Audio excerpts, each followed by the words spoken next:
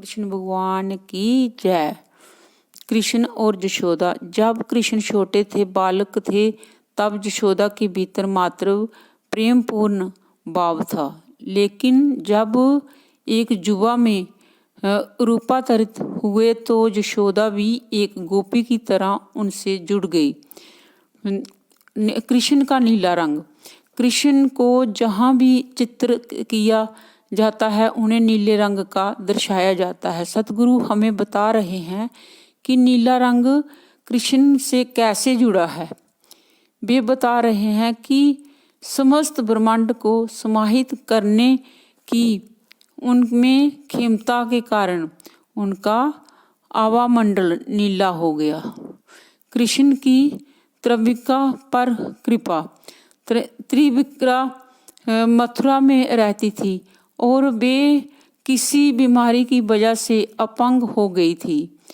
उसे किसी ने बताया था कि वसुदेव पुत्र श्री कृष्ण तारनहार हैं और वे उसे मुक्त कर सकते हैं।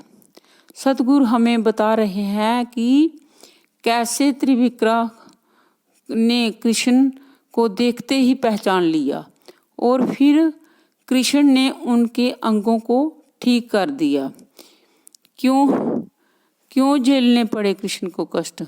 एक साधक ने प्रश्न पूछा कि अवतारी पुरुष जैसे कृष्ण और शिव भी कष्ट झेलते हैं। मनुष्यों के ऊपर कष्ट उनके प्रारब्ध की वजह से आते हैं, फिर अवतारों के जीवन में कष्ट क्यों आते हैं? सतगुरु बता रहे हैं कि शरीर धारण करने से वे भी भौतिक जगत के नियमों का अंतर्गत आ जाते हैं। श्री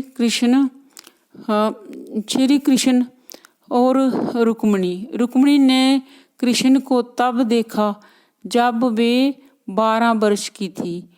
उसी समय रुक्मिणी ने ये निर्णय लिया था कि वे श्री कृष्ण से ही विवाह करेगी।